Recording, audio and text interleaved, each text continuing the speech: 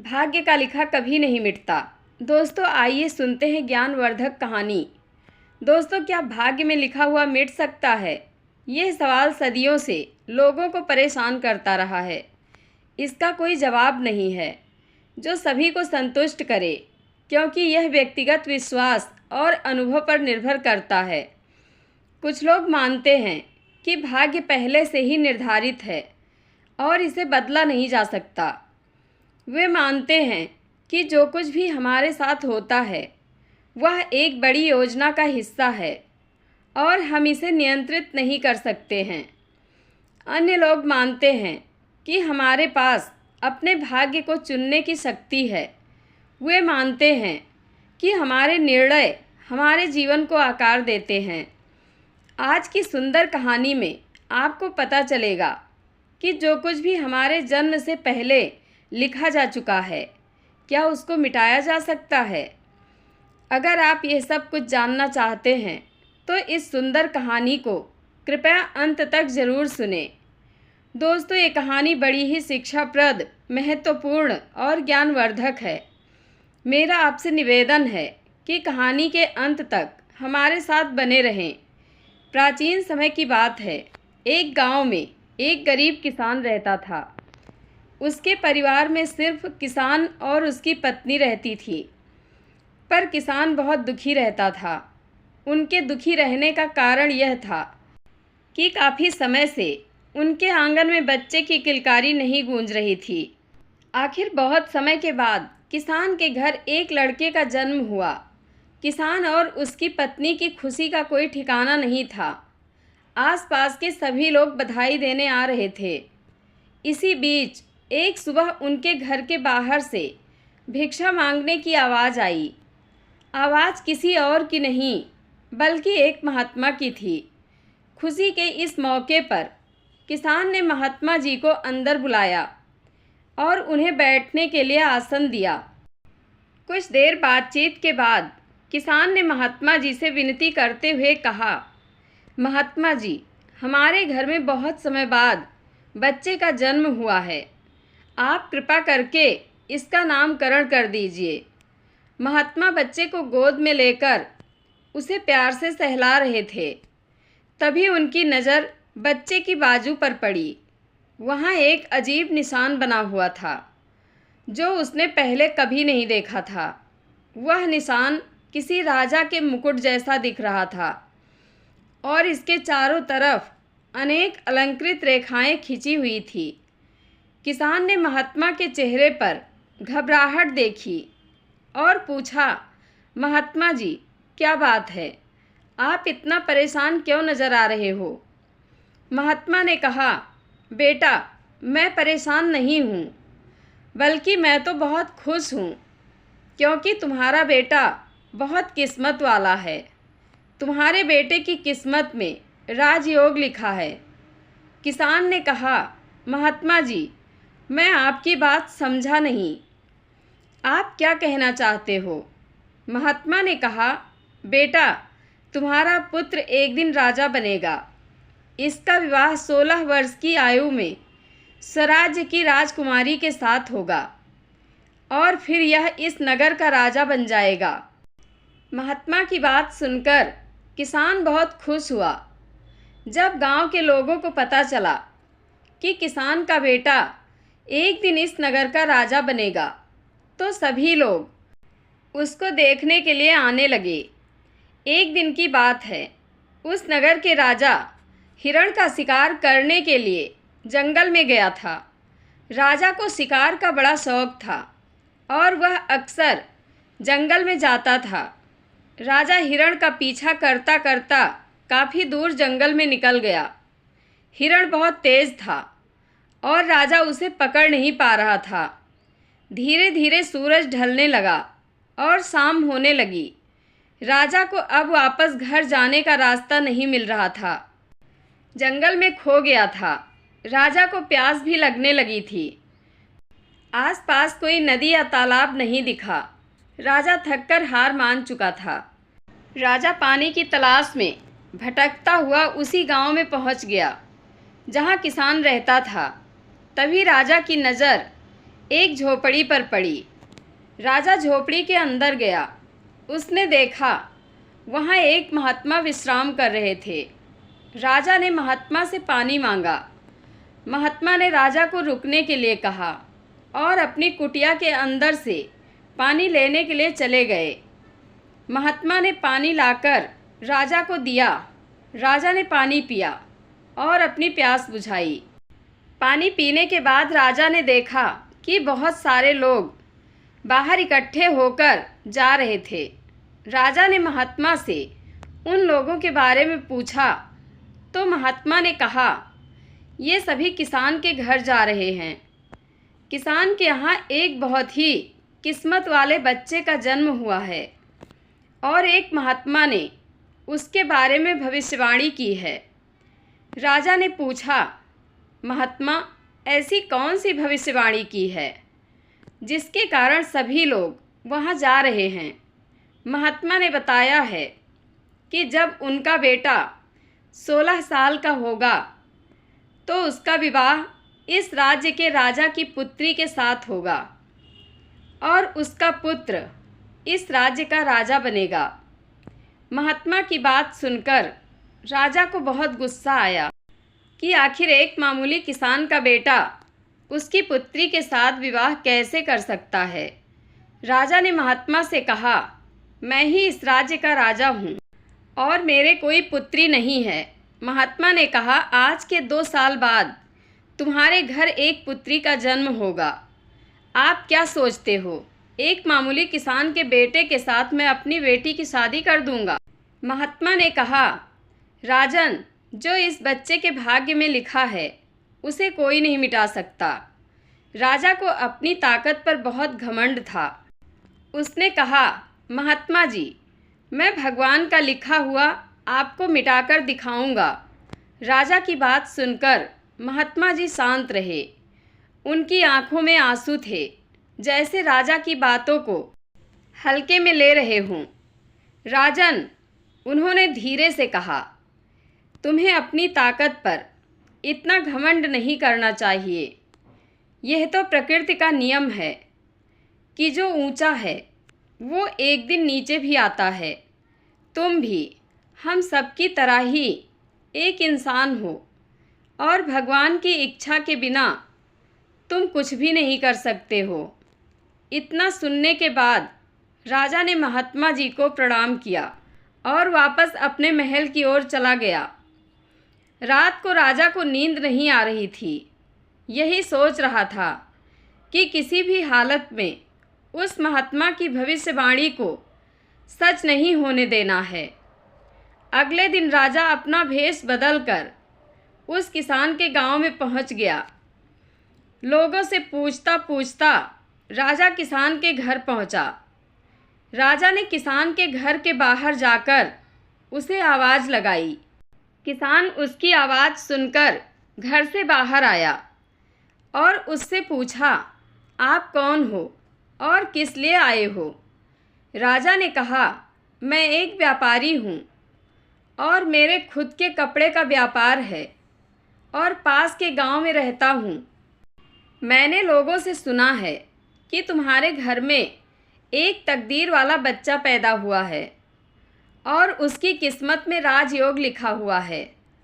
वह बड़ा होकर इस नगर का राजा बनेगा। किसान ने कहा, हाँ, आपने सही सुना है। राजा ने किसान से कहा, अगर तुम बुरा न मानो तो एक बात कहूँ। किसान ने कहा, हाँ सेठ जी, बोलो, क्या बात है? राजा ने कहा, तुम अपना बच्चा मुझे दे दो। इसके बदले में मैं तुम्हें बहुत सारा धन दूंगा और तुम्हारे बच्चे का पालन पोषण भी करूंगा। किसान की पत्नी ने कहा, नहीं जी, मैं अपना बच्चा आपको नहीं दे सकती। राजा ने कहा, तुम एक मामूली किसान हो, तुम अपने बच्चे का पालन पोषण अच्छी तरह से कैसे कर सकोगे? किसान ने व्यापारी की बात सुनकर कहा, जी आप ठीक कहते हो, हम इस बच्चे का पालन पोषण अच्छी तरह से नहीं कर सकेंगे। किसान की बात सुनकर उसकी पत्नी ने व्यापारी से कहा, ठीक है, मैं आपको अपना बच्चा देने के लिए तैयार हूँ, लेकिन जब यह 16 साल का हो जाएगा तब आप मुझे मेरा बच्चा वापस कर देना।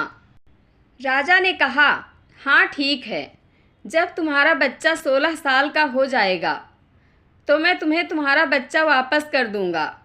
यह कहकर राजा ने बच्चे को ले लिया और वहाँ से चला गया।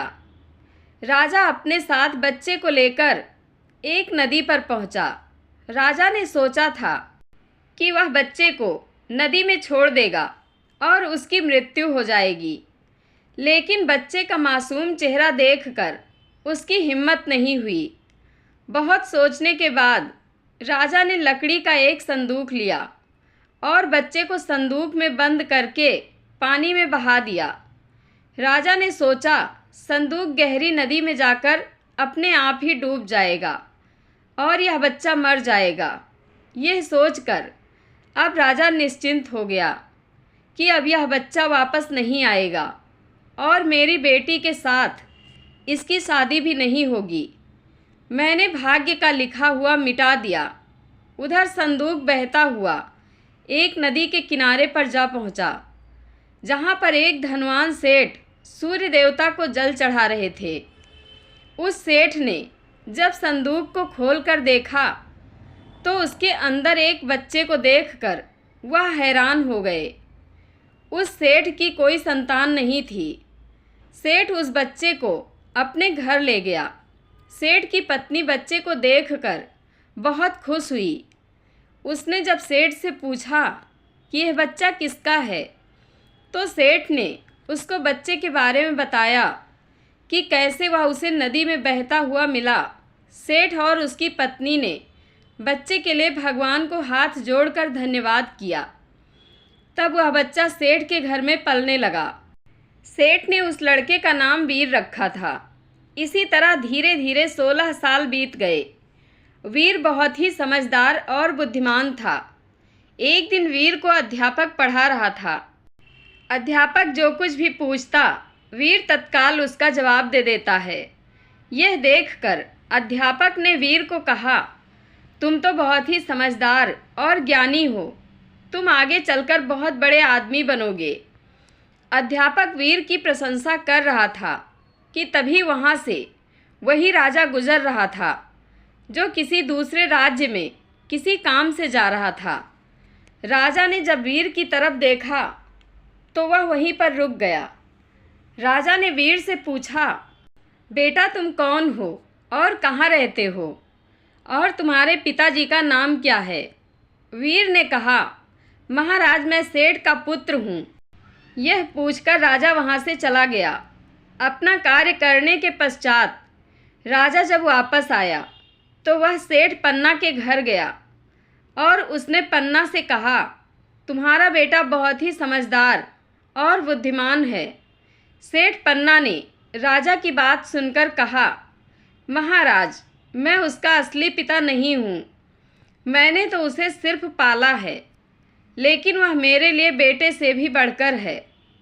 राजा ने सेठ पन्ना से पूछा, क्या यह लड़का आपका पुत्र नहीं है? तो फिर यह लड़का आपको कहाँ से मिला? फिर सेठ पन्ना ने राजा को सारी कहानी सुनाई कि कैसे वह उसे बहते हुए पानी में एक संदूक से मिला था। जब राजा ने सेठ पन्ना की बात सुनी तो वह चौंक गया। राजा समझ गया था कि यह बच्चा वही है जिसे उसने 16 साल पहले नदी में बहा दिया था। राजा और सेठ पन्ना अभी बातें कर ही रहे थे कि वहाँ पर वीर आ गया। राजा ने वीर को देखा तो उसने सेठ पन्ना से कहा, सेठ जी मुझे आगे किसी काम से जाना है, आप अपने बेटे के हाथों मेरी एक चिट्ठी महारानी तक पहुँचा दो तो मैं उसको सोने की मोहरें दूंगा। सेठ ने यह सुनकर राजा से कहा, महाराज क्यों नहीं, मैं आपकी चिट्ठी ज़रूर पहुंचा दूंगा। राजा ने चिट्ठी में चुपचाप एक संदेश लिखा और चिट्ठी के ऊपर मोहर लगा दी और चिट्ठी वीर को पकड़ा दी और कहा, बेटा यह चिट्ठी रानी तक पहुंचा देना। वीर चिट्ठी लेकर चला गया। वह चलते चलते घने जंगल से गुजर रहा था। कि वह रास्ता भटक गया। उसे रास्ता ढूंढते ढूंढते रात हो गई। रात गुजारने के लिए कोई जगह ढूंढने लगा। तभी उसकी नज़र एक झोपड़ी के ऊपर पड़ी। वीर ने सोचा, मैं रात यहीं पर गुजार लेता हूँ। यह सोचकर वीर घोड़े से नीचे उतरा और झोपड़ी के अंदर चला गया। जब वीर अंदर गया तो उसने देखा कि एक बूढ़ी औरत खाना बना रही थी। बूढ़ी औरत ने वीर को देखा तो पूछा, बेटा तुम कौन हो और बिना इजाज़त अंदर क्यों आए हो? वीर ने अपने बारे में बताया कि वह रास्ता भटक गया है, इसलिए रात गुजारने के लिए यहाँ पर आया है। वीर की बात सुनकर बूढ़ी औरत को उसके ऊपर दया आ गई, लेकिन फिर बूढ़ी औरत ने वीर से कहा, बेटा तुम्हारा यहाँ पर रुकना ठीक नहीं है, क्योंकि यह डाकुओं का अड्डा है। अभी कुछ ही देर में डाकू आने वाले हैं। यदि उन्होंने तुम्हें यहाँ देख लिया तो तुम्हारे लिए परेशानी खड़ी हो जाएगी। वीर ने कहा, लेकिन इतनी भयानक रात में मैं कहीं और जा भी नहीं सकता हूँ। अगर मैं बाहर गया तो जंगली जानवर मुझे खा जाएंगे। इससे अच्छा है मैं यहाँ कोने में जाकर लेट जाता हूँ। यह कहकर वीर कोने में जाकर लेट गया। कुछ समय के बाद डाकू अपने घर वापस आए। डाकुओं ने जब घोड़े को बाहर देखा तो वीर के बारे में बूढ़ी माता से पूछा। बूढ़ी माता ने उनको बताया, इसका नाम वीर है। यह बहुत ही नेक दिल बच्चा है और यह राजा के काम से राजमहल जा रहा है। जब डाकुओं ने यह सुना तो उन्हें कुछ संदेह हुआ। वे राजा की हरकतों के बारे में जानते थे, इसलिए उन्होंने वीर की जेब से चिट्ठी निकाली और उसे पढ़ने लगे। जैसे ही डाकुओं ने चिट्ठी पढ़ी तो वह सब समझ गए। बूढ़ी माता ने उनसे पूछा, चिट्ठी में क्या लिखा है? उनमें से एक डाकू ने बताया, चिट्ठी में लिखा है कि जैसे ही लड़का तुम्हारे पास पहुँचे, इसको उसी समय मरवाकर कहीं दूर दफना देना। यह काम मेरे पहुँचने से पहले हो जाना चाहिए। बूढ़ी माता ने जब यह बात सुनी तो बोली, यह राजा कितना दुष्ट है, जिसके हाथों चिट्ठी भिजवा रहा है, उसी को मरवाने का आदेश भी दे रहा है। यह सोचकर बूढ़ी माता ने सोचा कि मुझे इस मासूम को बचाना चाहिए।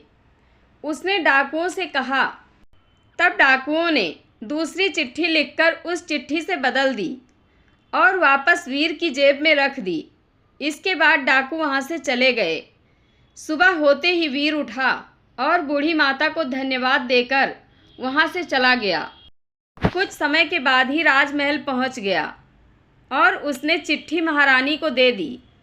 महारानी ने चिट्ठी पढ़ी तो चिट्ठी में लिखा था, यह लड़का बहुत ही बुद्धिमान और ज्ञानी है, राजकुमारी से विवाह करने लायक है, इसलिए मेरे आने से पहले ही तुम इसका विवाह राजकुमारी से कर दो। महारानी सोचने लगी कि आखिर ऐसे कैसे महाराज किसी अनजान से राजकुमारी का विवाह कर सकते हैं। लेकिन फिर उसने देखा कि चिट्ठी पर राजा की मुहर भी लगी हुई थी, इसलिए यह लड़का झूठ नहीं बोल सकता है। यह सोचकर महारानी ने राजकुमारी का विवाह उस युवक से कर दिया। कुछ दिनों के बाद जब राजा वापस आया तो उसे पता लगा कि उसकी पुत्री का विवाह उसी वीर से हो गया है।